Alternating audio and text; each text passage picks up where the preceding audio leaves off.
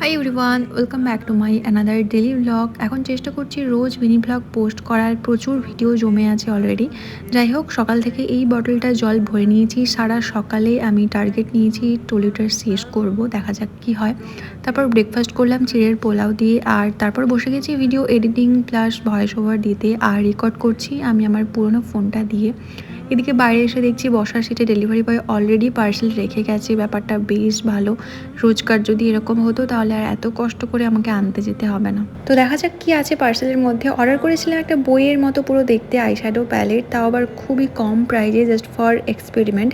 Makeup আমি খুব একটা পারি না অ্যান্ড পারদর্শীও নই, বাট এখন নিউ কিছু ট্রাই করতে বেশ ইচ্ছে করে, তাই অর্ডার করেছিলাম। তাও আবার দামে কম মানে ভালো দেখে একটা আইশ্যাডো প্যালেট।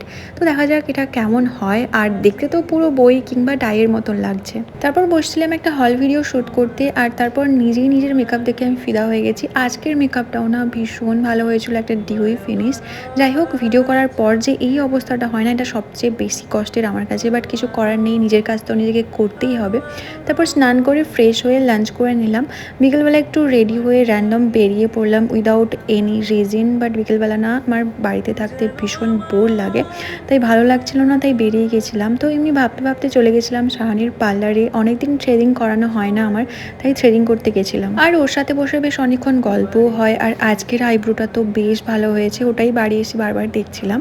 আর বাড়ি ফেরার পথে এনেছিলাম চিকেন কাটলেট, তো ওটাই এখন খাচ্ছি আমি আর বোন। So yeah, that's it for today, by.